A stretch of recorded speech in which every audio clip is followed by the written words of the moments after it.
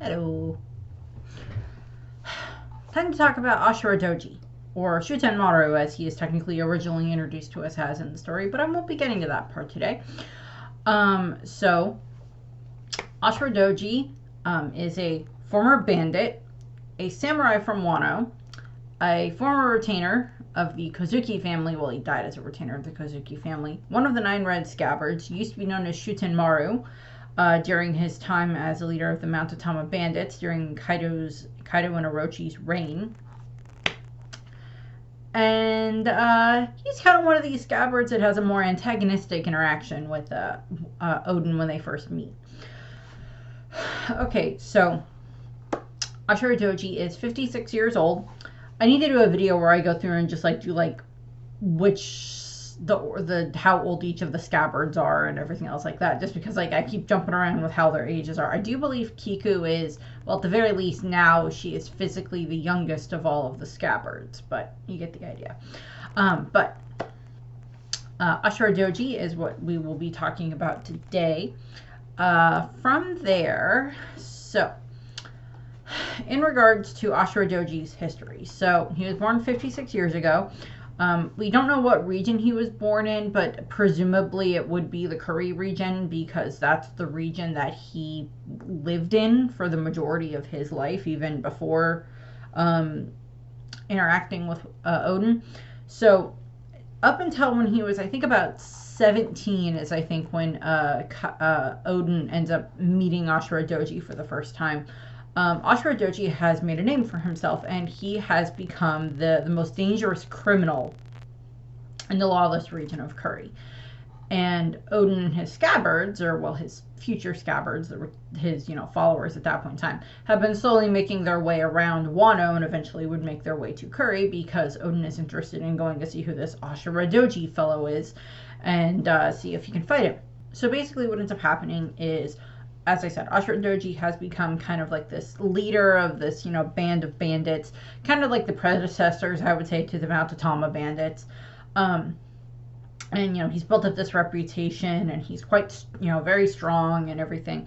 And kind of technically our introduction to him in the flashback is him sitting there. He's chopped off a snake's head and is pouring its blood into, the, big dish that they used for sake for him to then drink. And I'm like, I know this has cultural significance, because in a lot of cultures it is considered, you are considered stronger if you drink the blood of certain animals, and I'm just like, yeah, that's a great way of doing that. Sure, go ahead.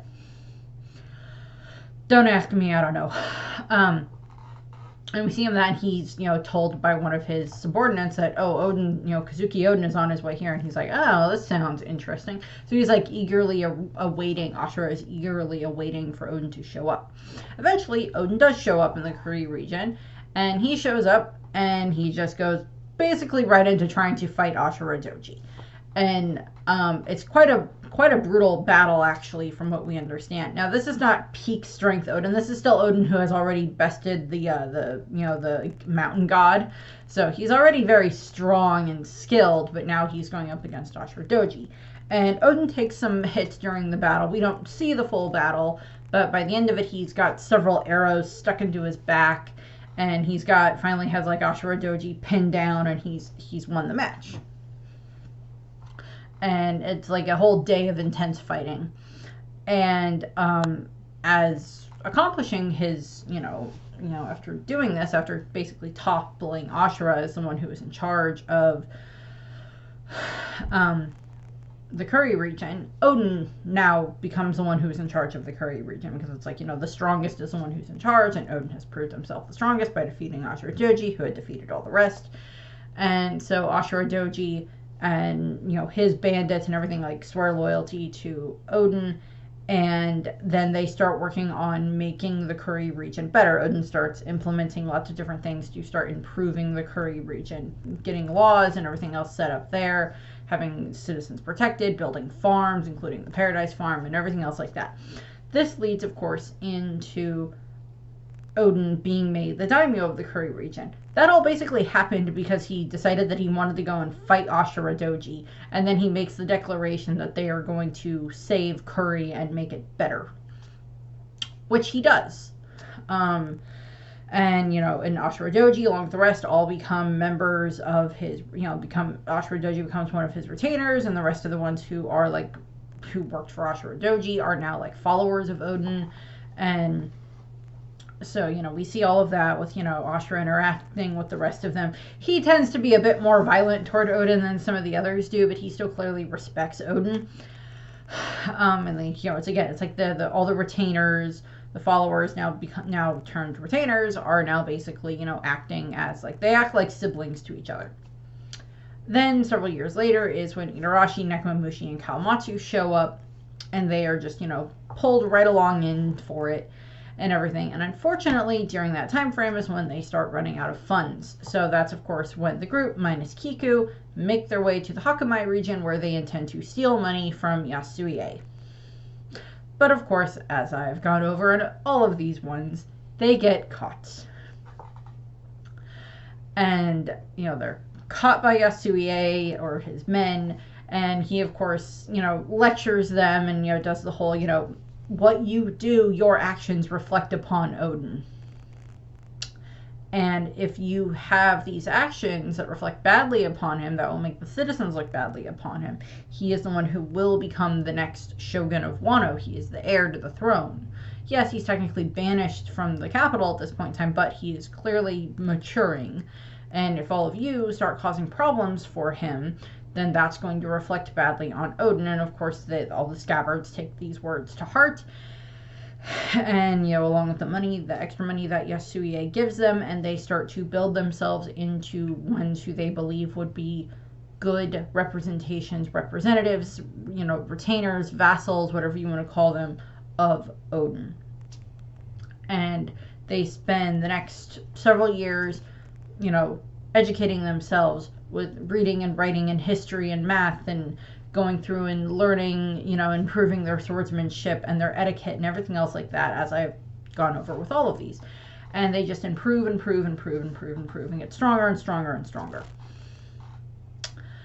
And, much to Odin's annoyance, as I always like to point out, because he's just annoyed by this, because he doesn't want them to be this way, but they become dignified warriors.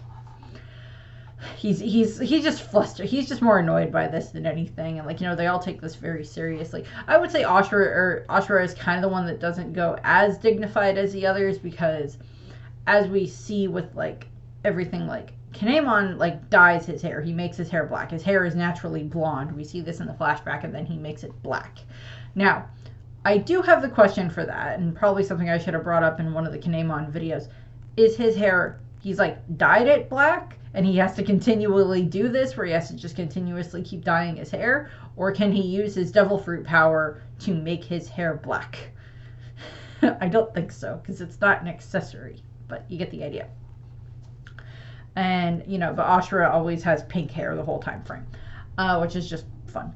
And so, they all get stronger and better and become very good representatives of, Odin, and help, his respect rise even more amongst the citizens. And then, of course, we get to 30 years ago, when they make their way to the flower capital, so Odin can go and visit Sukiyake. And, of course, they all accompany him there to show to the citizens of Wano how much, not just they have matured, but how much Odin has matured. To be fair, yes, Odin has matured during this time frame, and all of them have matured as well. It's just still a lot of oh God, how many of you are here? It's so many of them, and they're still not all exactly perfect, which is fine. In that same year is when, of course, the Whitebeard pirates crash on the beach of Kuri. And, Odin tries to go and fight Whitebeard, tries to get Whitebeard to take him away from Wano. Whitebeard says no. Kinemon and the others explain to Whitebeard, please don't take our prince. He's I have no intention of doing that. Unfortunately, as we all know, Odin, Izo, Igarashi, and Nekomamushi, of course, all end up going missing, because they all, Igarashi and Nekomamushi, sneak their way onto, stow away on Whitebeard's ship, and then Odin and Izo get dragged along it on a chain as they jump and everything. So that's what happens there. During this whole time frame, of course, is when things kind of go a little bit downhill, well, kind of a lot downhill in Kuri. The Scabbards do their best, in all honesty, to try to keep the citizens safe, particularly during this time frame is when seemingly Sukiyake becomes ill and proclaims that Orochi is going to be his temporary heir until Odin returns, and then Sukiyake dies. And then, Orochi is then made shogun. And of course, this is, it's all a ploy, it's all, smoke and mirrors and everything else like that, but it results in Orochi being the one in charge. And of course, all of the Scabbards don't like Orochi, or all of the retainers don't like Orochi. Well, Kanjuro does, but you get the idea. And so they're all just like, well, what can we do to try to, fix what's going on here? We can't fight against Orochi. And then Kaido comes into the picture and it's just like, okay, well, we can't fight against Kaido, so what are we going to do now? So during this whole time frame,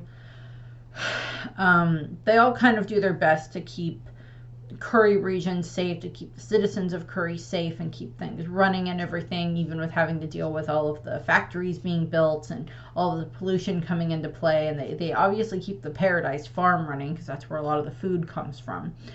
And during this time frame, Ashura ends up actually leading the Yakuza in the Curry region. I kind of mentioned this when I went over when I did the video about the different Yakuza throughout all of Wano. Ashura basically held the position of, a Yakuza during this time frame, just, the way that, Hirogoro was in the Flower Capital and the other ones were in the other regions. He held the position of kind of the head Yakuza / bandit in the Curry region during this time frame, mostly just to keep things from going too far out of control. And he the way that a lot of the Yakuza probably ended up acting with Orochi in control is they were using their power, their influence, and their men, their forces to try to protect the citizens of Wano as best they could from Orochi and Kaido and their men. So, good way of using the Yakuza there. Not as much of the drug trafficking, murdering type of way. Not that probably didn't happen too. So then we have it that, around 25 years ago is, of course, or a little before that, is when Odin shows up at Wano, and he has Toki and the kids, and Irashi and Nekomamushi, and he drops all of them off, and then he skedaddles out of there again. Ashura is not there for this time frame when he first shows up. He's off, I think him and one of the others are off doing something else during this time frame. I want to say it's Denjiro. Are not there during this specific time frame, but they're off doing these other things that they have to do to keep Curry safe and keep as much as they can of Wano safe, from Orochi and Kaido's influences.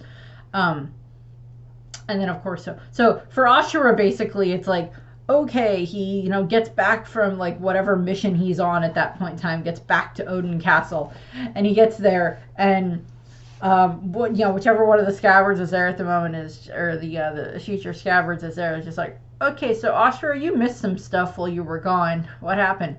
Why do I hear a baby crying? So Hiyori crying in the background. Why is there a baby here? They go inside. He's like, who is this green-haired woman and who are these children? And it's just like, okay, so this is Lady Toki and Lord Momonosuke and Lady Hiyori. This is Odin's wife and children. Ashura is just off to the side. I wasn't gone that long. What did I miss? It's this whole setup there for just, oh my god, everything that Ashura would have missed during that time frame. And then he gets back and she's like, oh, so you're Ashura Doji. Oh, it's so nice to meet you. This is Momonosuke. This is Hiyori. I'm Toki. It's just Toki just being, unflappably polite and everything like that we see her be. And, so they go through all of that. It's basically, what would happen. And, it's probably how that interaction went. Then we have Odin finally returns. And, he, after he's gone to Laugh Tale and everything, he tries to kill her, is told about everything, tries to kill Orochi. This doesn't happen. Starts dancing naked in the streets for the next 5 years, much to the chagrin of all of his retainers, including Ashura. And, during this time frame, during those 5 years and everything, they keep trying to convince Odin to try to do stuff, but he doesn't. But they also still have, the fun times. with like all of the with all the retainers that are there, all the future Scabbards, along with, you know, Odin and his family and everything. And then we get to 20 years ago, which is when, you know, bleep starts to hit the fan more than it has been. So 20 years ago is when, you know, the straw that breaks the camel's back happens. This is when Hirogoro is captured by, you know, the beast pirates, and Toka is killed along with a lot of Hirogoro's subordinates. And this is the straw that breaks the camel's back for Odin and for the Scabbards, who had now become known as the Nine Red Scabbards, because, you know, Hirogoro was a friend to Odin and everything, and, you know, with as much influence as he had in Wano, and now he's been attacked and everything. So what's going to stop him from going after everybody else? To be fair, they're not wrong. So this is where they gain the name the Nine Red Scabbards, and they go to Odin and they're like, okay, we have to do this. We have to go and stop Kaido and stop Orochi before they're able to cause more damage to our country than they already have. And, you know, Odin and the rest of the Scabbards are like, yep, this is what we're gonna do.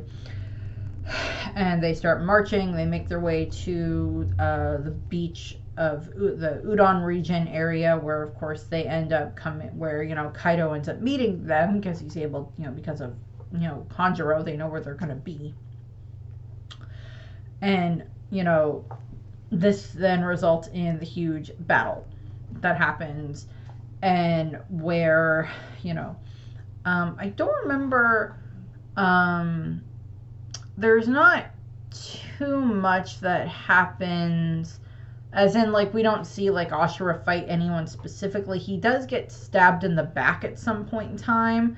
But of course, because there's so few of them against the Beast Pirates and Kaido, and of course there's a whole underhanded trick played by Higurashi that of course results in, you know, the Scabbards being defeated and captured and then set for execution. Yeah, it doesn't say specifically who Ashura Doji fights during this time frame. I think it's mostly, because I know some of the Scabbards fight against King and Queen, but most of them are just dealing with a lot of the riffraff. Just the lower numbers of beast pirates that we don't have names for, which is fair. And so they go through all of that. And then it's, you know, it's going to be like 3 days later is when the execution is going to happen. They're all held prisoner in the flower capital. And the sentence is, of course, that they are going to be boiled alive. Fun. This is where we get into the events of the legendary hour, or the hour of legend, whichever way you want to put it. Day of the execution, as I have gone over with all of these, Odin makes the deal with Kaido that if he's able to stay in the pot for an hour and survive along with his retainers, that all of the ones who survive will be allowed to go free. Kaido agrees to this. So this is, of course, you know, Odin jumps in the pot of boiling oil, sets himself up, grabs the plank that has all the rest of the Scabbards on it, and has it starting to, lifting it above his head. Which is such a fun idea. That's going to be a new workout craze someday. Can you pull off the Hour of Legend? Can you hold this plank with all of your friends on it above your head for an hour while you stand in boiling oil? Trust me, you'll break a sweat while you're doing it, and you're going to burn a ton of calories. That just seems like some stupid type of a commercial that someone would make. I'm sure someone has. And of course, during this hour is when, Shinobu runs forward and she starts explaining to all the citizens why Odin has been acting this way, that Odin had been fighting for them, why he was dancing in the streets naked, that Orochi has been capturing citizens of Wano and sending them to, Onigashima in order to give Kaido playthings, basically, and all of this. And she's revealing this, and of course this, rekindles the citizens' belief in Odin, rekindles their hope and their belief and everything like that in Odin, so we get a great thing there. And of course the Scabbards are trying to beg Odin to not do this, to not carry them on his shoulders while he boils alive, basically. And we get to just before the end of the hour, Orochi decides to change the method of execution and basically ends up deciding that he's going to, just shoot Odin.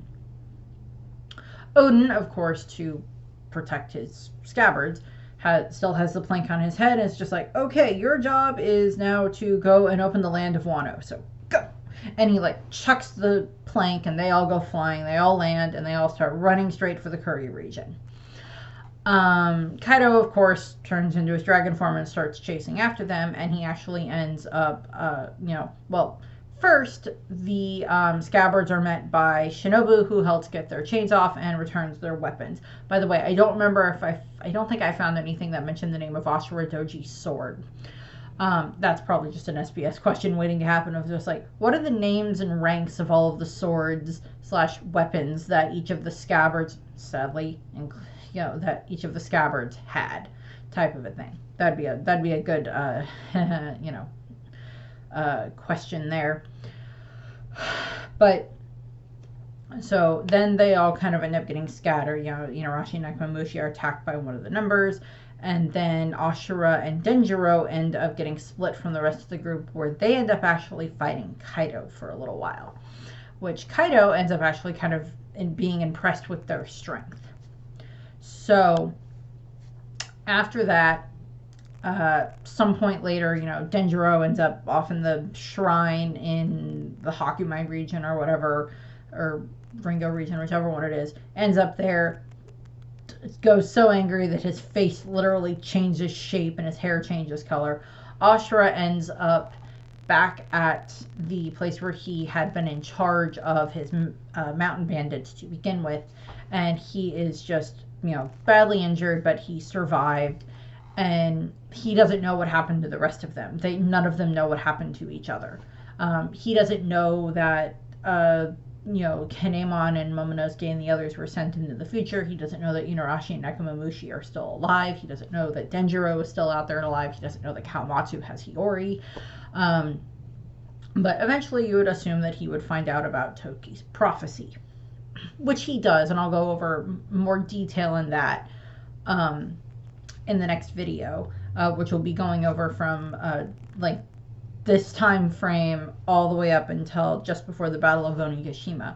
And then the third one obviously will be Battle of Onigashima all the way up until his death, which takes place during the Battle of Onigashima, unfortunately, as he and Izo were the only two Scabbards to die. Technically Kanjuro died, yes, but Kanjuro is former Scabbard because he was a traitor, so he doesn't count. But Ashura Doji is, he doesn't know what to do now. He's like, okay, well, everybody that I cared about for the most part are either dead or missing, and I have no idea how to find any of them. So he ends up taking up the name Shutenmaru and becoming, the leader of the Mount Atama Bandits. And I'll go into more detail with that, obviously, in the next video. But, yeah, this one's a bit shorter, because I don't have to go over as much, but there's still a good chunk there that, Ashura, like the others, he still very clearly loved Odin and adored Odin and respected him and everything else like that, just the way that the other Scabbards did. But, he didn't have as much of this. It's yes, that relationship is still there, but he was more willing to go, butt heads with Odin a bit more often than the other ones did. Not that they didn't at times, but he did it a bit more than some of the others did. So that's what I have here for this. I thank you very much for watching. I hope you enjoyed the video, and I hope you have a nice rest of your day. Bye!